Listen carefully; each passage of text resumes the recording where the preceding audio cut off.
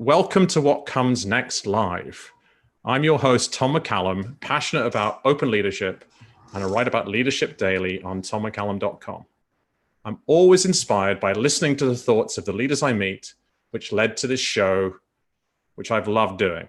Today is particularly special for me because my dear friend Marla Dukharan has agreed to join me. I won't tell you specifically where she's come from, but Marla, can you just turn around your laptop for us and show us the view? So we feel horrible about this in cold countries. Okay, so this is my view, Tom. I hope you like it. Okay. The only drawback is there's this busy street in front of me, and so sometimes you'll hear some noise.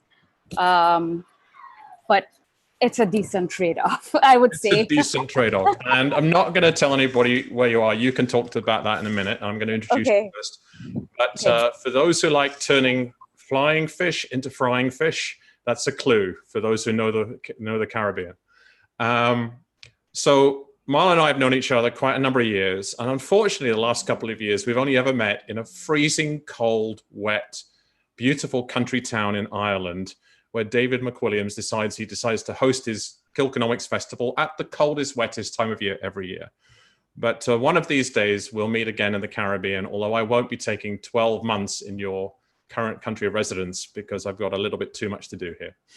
Anyway, at this time when we have a lot of leaders who will not have any humility and take any responsibility, my job, first of all, is to embarrass Marla. She is, with no caveats or identifiers, she is one of the most brilliant thinkers and economists I've ever met in my life. She's also a beautiful human being. And I would hazard, of all the 50 or so economists and speakers who go to Kilkenomics, she's the only one who brings gifts for her favorite shopkeepers and cafe owners and people who give her ice cream and coffee. And so she's made friends in Kilkenny and brings them those gifts. So that's a tiny bit about my friend. And this is her platform. So Marla, tell us a bit about yourself and your thoughts on what comes next. Oh, thank you, Tom. Thanks for having me. And thanks for taking me down memory lane, especially since I don't know, I've checked in with David, but he's not yet confirmed whether or not Kilkenomics is on. Exactly. There's a ban on public events and gatherings and so on right now in Ireland. So it's possible that we won't have Kilkenomics this year. But anyhow, it's always been a pleasure. And it's something I look forward to in my calendar every year to go to Kilkenomics and to see you and some other friends there. And we always have such a grand time, right? It's deadly. It's deadly. It's deadly. Oh, I'll be missing it this year. Or as we might say, we lime. we lime in. So I'm in Barbados, for those of you who didn't pick up on that already. I'm from Trinidad. And I'm passionate about the Caribbean and about the potential of this region that I think is as yet not fully realized, but one day it will be, with people like, the people I have working with me and people like Tom, who, as Prime Minister Motley here in Barbados said, you have Bajans who were born here and Bajans who choose to become Bajans. I consider myself in the latter category. And she said that it's these second category people, the ones who choose to be Bajan, are the ones who are more passionate. So Tom is from the Caribbean because he chooses to be from the Caribbean, right, Tom? That's really well. More passionate, right? So more passionate about the Caribbean than many of us from the Caribbean. So I'm always happy to count you in that category, like myself. Thank you, Tom. And in terms of what comes next, Tom, I feel like if it's one thing that, this pandemic has highlighted, if you look at, the leader of the IMF, the World Bank, the European Central Bank, of course, my Prime Minister here in Barbados, the Prime Minister of New Zealand, and all of those great women who have done a fantastic job during this. You forgot the First Minister of Scotland. Sorry, yes. sorry. Also a woman. Yeah. Also, I actually feel a strong sense of pride, and I feel like the world has come to this pivot, that's the the new buzzword, right? But tipping point where we've realized that, you know, us women, we really do have something to offer. Many would disagree in terms of the way the pandemic was handled by, let's just say, New Zealand versus, say, Sweden. Those who, you know, in the lives versus livelihood debate feel like some countries have over-rotated and been a bit paranoid about shutting down and so on. But however you look at it, I feel like if you look at the countries whose people are happiest with the result, those are the countries that are in general led by women. Whatever else anybody thinks about what those countries have done. So I know that in Barbados here, you know, we've done a really good job. In the Caribbean in general, we've done a good job of handling the pandemic. Where you've lived in the Cayman Islands, I think they're probably the top 3 in the world in terms of the proportion of the population that has been tested, and in terms of the eradication of the virus. They're based on the very strong measures that they took very early. And I'm very proud of the way many countries in the Caribbean, not all, but many countries in the Caribbean have handled this pandemic. And so in addition to the fact that I feel like women have now been, or not just now, but have to a great extent been recognized for our capabilities in dealing with some of the worst problems. I think that small countries have also shown their strength in the way that they've handled this crisis with the limited resources we have. We've had countries in this region who, when they placed orders for ventilators, for masks, for PPE equipment, the US stopped their shipments, and they couldn't import what they wanted, what they needed to manage the pandemic in the initial stages. I mean, we have challenges that big countries don't even think about, don't have to think about. And the leadership in many of these countries, I think, has done a really good job. And so that's another thing that I think adds to the learnings from this crisis, that being female and being small, which of course speaks directly to me, right? And the challenges that I faced my whole life, being a woman and being small isn't necessarily the worst thing in the world. I think the female, as I said, the female-led countries and the small countries, some of them have done a really good job. And so what comes next? Maybe the rest of the world and the big countries and the people who used to think of us as weaker and lesser and incompetent and incapable, maybe they will start to recognize that, you know, we have something to offer. Yeah. And I've been giving a lot of thought to, and I said at the beginning, I'm not going to identify you with different labels. But you are, what's the Jamaican phrase I won't try the accent on, that I tagged you on Twitter yesterday. You can maybe translate it for me, but she lickle, but she talawa. Yeah. So trying to translate talawa into British English might be a bit troll, but let's just say what you see in front of you. What you see in front of you, mighty, is pretty great, right? Mighty is pretty great. Feisty. I said feisty, mighty, passionate, you know, all of those things, right? Yeah. I think the thing that interests me, well, there's a piece that interests me, which is around the leadership piece, which I'd love your thoughts on, because you've got to know a lot of these amazing leaders in the Caribbean. And, you know, my home country has 60,000 people, right? And they managed to get PPE test kits by, well, leveraging relationships and being warm and friendly to people they got to know in South Korea early. Yes. I remember that story. And in fact, they got so many that they sent, this is Cayman, they got so many they sent a bunch to Barbados, a bunch to Jamaica. Yes, right? yes. So looked after each other in the Caribbean. But that's a country of 60,000 people. And the country I was born in is Scotland, which is about 5 million. So call that 100 times the size. But it thinks of itself as a small country because it's overwhelmed by its neighbor in London, right? The UK government. So we have noticed that the Scottish government has handled the pandemic very differently from the English government as far as is possible. But the story that I'll just share for a moment is, because there's a point I'm making to it, which is that 16 years ago, we had Hurricane Ivan almost destroy the Cayman Islands. And we recovered incredibly quickly. And I'd been booked about a year and a half before to give a keynote at a national tourism conference in Scotland that winter. I flew across, Cayman's still in pieces. I flew across, and the subject of the conference was Scotland confident and world class. And I said, you're not, but you could be. All right. And you should be. And you should be, perhaps. And I said, I've just been part of the team helping the Cayman Islands tourism recover, and we reopened to tourism 7 weeks after, what the United Nations Economic, ECLAC, you know what that is, the Economic Committee for Latin America and the Caribbean, said was the most devastating hurricane in recorded history in terms of economic damage. And we recovered in 7 weeks. And I'm telling you, a larger country couldn't have done that. Yeah. Right. So I'm saying if a country 100th your size could do something a big country couldn't, then you're a 10th of England size, you can do something they can't. Of course. So you deserve to be confident. So my point around this is an old story, but my point around this is I wonder to what level we as people in the Caribbean need to actually believe in ourselves more, because it's partly the lack of recognition.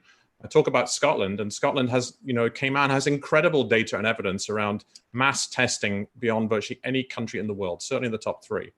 And so they know, for example, that 98% of cases are asymptomatic because they've been blanket testing everybody. That's really powerful information, quite scary information, but it's really powerful information. But the UK, for example, can't possibly have that because they've not been testing, right? And US, we know what's happened there on a similar basis. But nobody seems, on the one hand, the big countries don't want to pay attention to the learnings from the small countries, even if they've handled it better. But there's also potentially a piece is we need to maybe, this humility, which I was talking to you about this before today, is you're humble, absolutely. But false modesty is something I'm not a fan of. If we're really great, there's nothing arrogant about saying what can we give to the world? How can we help? And I think there is the element of having, for example, your prime minister in your adopted island of Barbados, right? She's amazing. And everybody who is at all. And there is no false modesty in Miss Motley, and she can back it up. Yeah. And she believes in herself and people around her, believes in her country. And those kind of leaders attract people. So I'm just,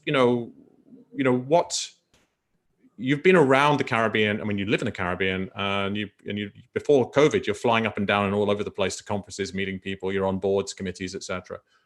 I'm fairly wide ranging here, but there's this element of how they need to listen to us, but we also need to shout. And how can we model this? Just like I could identify you lots of different ways. A small country and women. You're physically a small woman, right? But that's not who you are, right? In terms of what you have to offer, Yeah, I think part of the challenge we face, Tom, and this is something I've discussed with David in Ireland many times, is that we all have this post-colonial insecurity. Mm-hmm. And that comes from all kinds of historical factors. But it comes from even contemporary factors. I mean, the fact that when you look at the EU's blacklist and list of high-risk third countries, and every single country on these 2 lists is a former colony and is a predominantly non-white country, you realize that the forces that work against us are significant, are institutionalized, are formalized, and therefore there is some justification, if you will, to the insecurity we face because we face so many challenges. I mean, it's a simple thing like men who probably in most cases don't understand that when a woman is leaving her home to go out, she has to think about what kind of shoes she's wearing, to what event, what kind of clothes she's wearing, what time of day is it, will she be alone, will she be safe, and if she's out alone late at night, does she have to walk with, her pepper spray? These things men don't really think of. You don't think of whether you wear heels or flat shoes so you can run fast if you need to, And so what I'm saying is that, the amount of challenges that are thrown at us causes us to have to spend that much more energy and mental capacity on dealing with them and planning for them.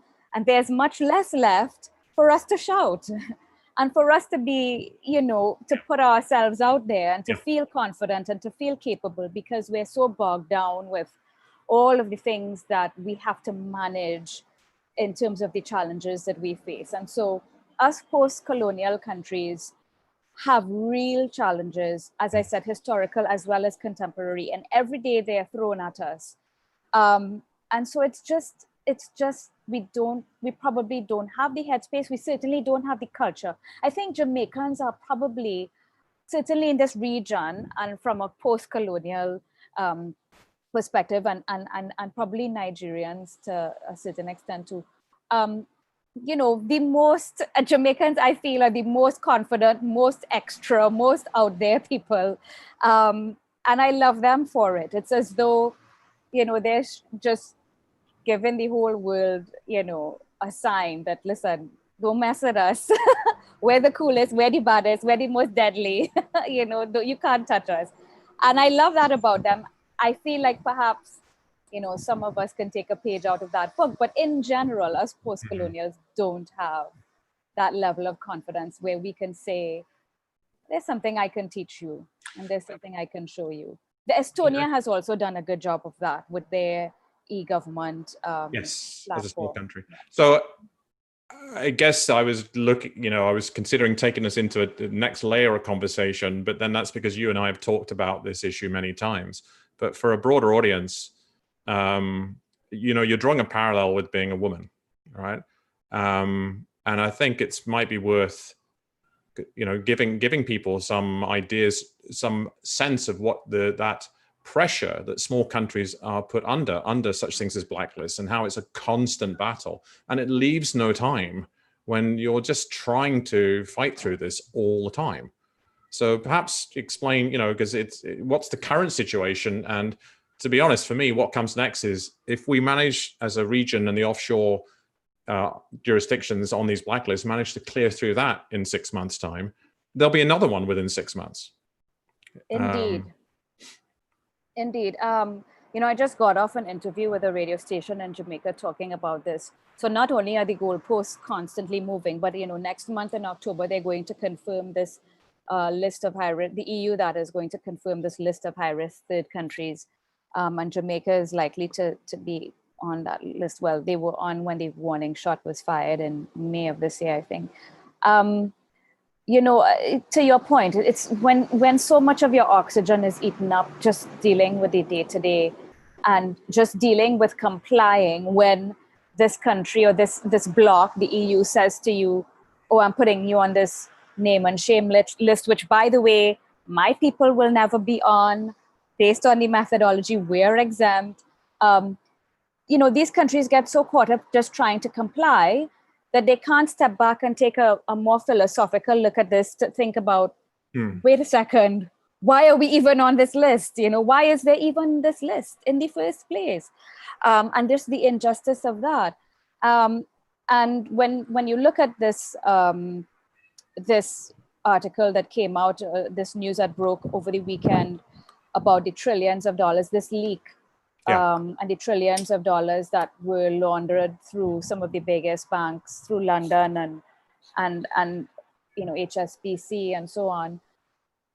When are these big countries, big banks ever going to be subjected to the kind of smear campaign and naming and shaming that, I mean, very small countries, Barbados is a perfect example. We're on this list that, honestly, if $1 trillion, 1 trillion of the 3 or 4 trillion that investigation exposed were to pass through this country, it will throw the whole balance of payments department upside down in terms of the statisticians that have to track this data. It'll send off all these red flags, and we are so small, and we don't have anything near the amounts that pass through London and you know, Russia and so on, but you never see London and Russia on those lists. So perhaps what comes next is that these small countries, which I think is overdue, can use the investigation that has just come to light and this leak, and use that as a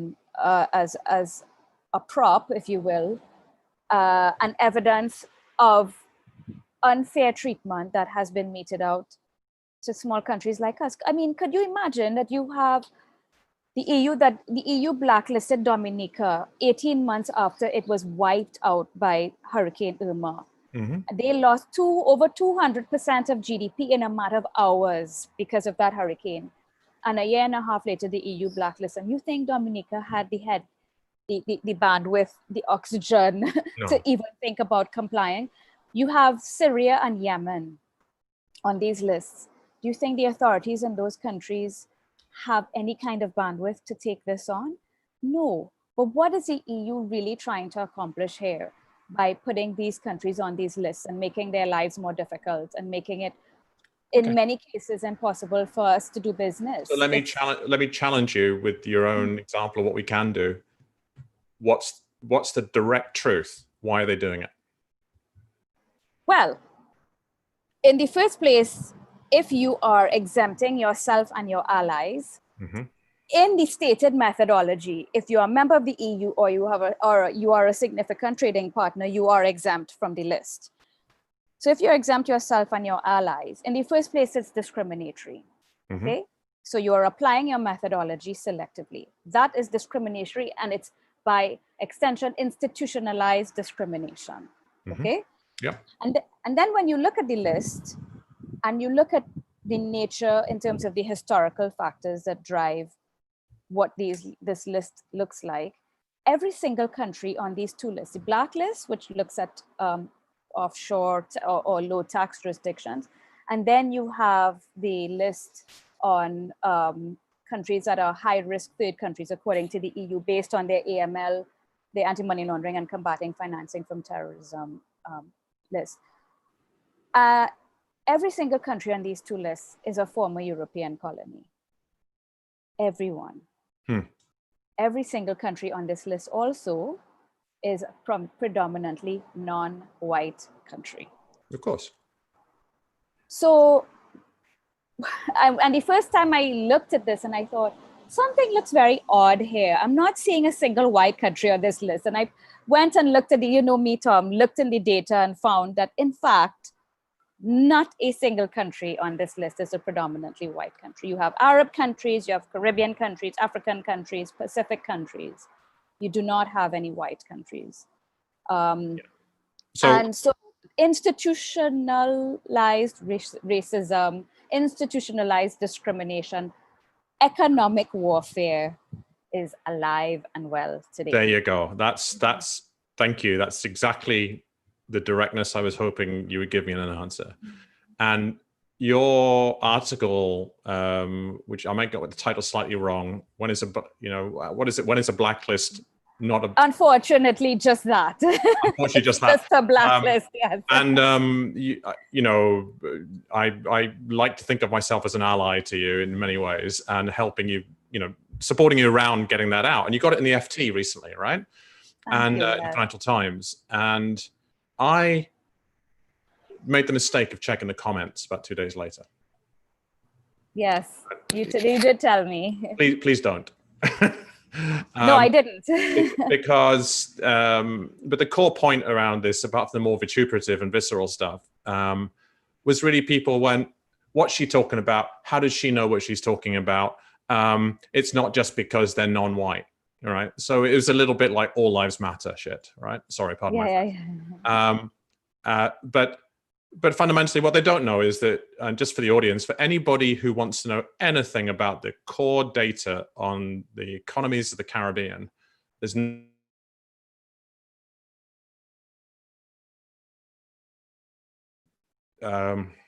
sorry, we just cut for a minute. So you've actually, you obviously got that.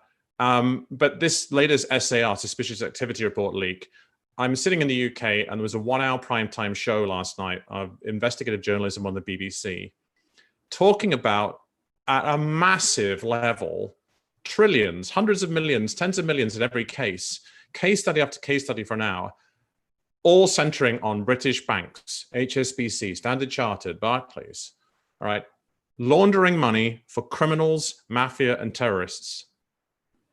No, but this for me, if I'm going to give my take on this, it's time to find some air to breathe take a deep breath, maybe from a scuba tank, to be metaphorical for Caribbean diving, all right? And instead of trying to defend and constantly playing whack-a-mole with the latest attack on economic warfare and basically institutionalized systemic racism and discrimination, right? I'm trying to keep the little colonial people who jumped up enough to go independent, right? To keep, or even be dependent to overseas territories, to keep them down, right? Should we let them, as you know, as your premier in Barbados looked with dagger eyes at the BBC interview the other day. If anybody wants to check that out, look at BBC and Mia Motley interview the other day. A side eye too, like. It looks good to kill, but I don't think he'd been. He didn't just say that, right? I think he had enough time with Caribbean women to understand quite what the impact of what he'd said had been on her. But it's time to step up, and she does it. And it's time to step up, and it's time to say, no mas. We're not doing this. We are at your level. We have regulatory compliance way beyond anything you guys have. You know, they highlighted that if you want to really do it, if you want to really launder money and have bogus companies with Mickey Mouse at Mickey Mouse Lane on the street, you do it in the UK. You do it in the UK. And it was highlighted again last night. So this is perhaps the opportunity, as you say, to really step up and have enough bandwidth, enough airtime, enough headspace to collectively maybe get those leaders together of those key countries and actually just say, right, can we align and sing from the same hymn sheet and actually say, this is unfair and you can be learning from us on how to prevent anti-money laundering and on proceeds of terrorism and criminal conduct, because we've been doing it the whole time. For 20 plus years, you guys have been pushing us on this while you've been ignoring it because it doesn't apply to you. So I think it's time to be brave, basically, and leverage that bravery. And to call them out. And, you know, it's the irony of all this, Tom, as you said, you know, if you wanted to launder money, you know, the UK is the best place. Because also all of these countries that are on these lists, these blacklists and lists of high-risk countries, if I was a serious money launderer, I wouldn't go and try to launder money in one of those countries because there is enhanced due diligence and scrutiny once you're on that list. I would go in a country that's not on the list.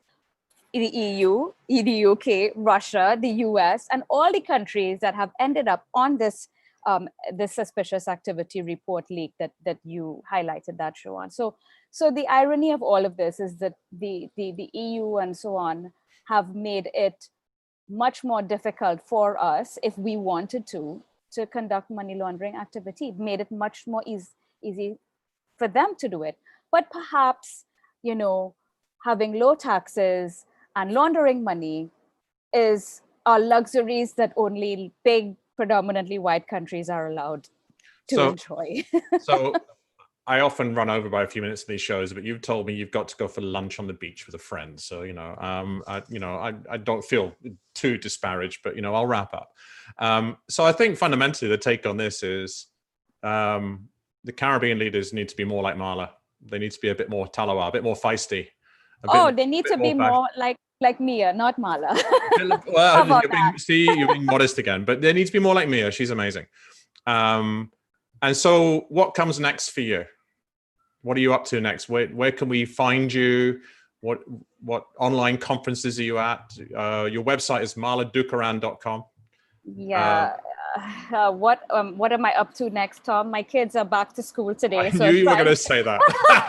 Grapple with the logistics of back to COVID school, you know, in this COVID era, and they have to line up and they have to wear masks and there's no locker bay anymore because they don't want kids congregating. So that's going to occupy a lot of my time. But I'm going to continue writing. Next month, October, is when the EU will confirm this list. And we'll see what happens with that and who stays on and who gets off. But also, as we get closer to the end of the year, somehow I end up always being busier than usual. And lots of companies and governments are looking at doing their budget. So Trinidad and Tobago has their budget on the 5th of October. That's going to keep me busy because I have a few speaking engagements related to that.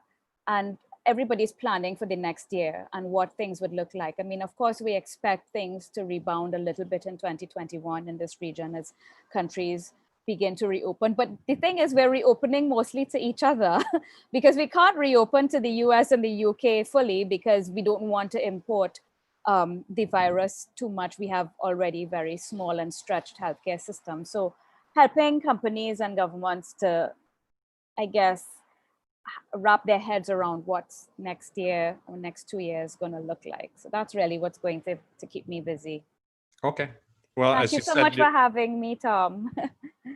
Yes, it's been lovely. It's been a while since we've met in person in the Caribbean, and we keep last year, or in fact this winter, we crisscrossed going to Cayman and stuff, right, to different engagements. We did. But you're looking really well. I hope you don't get locked down so you can't run on the beach like earlier in the lockdown.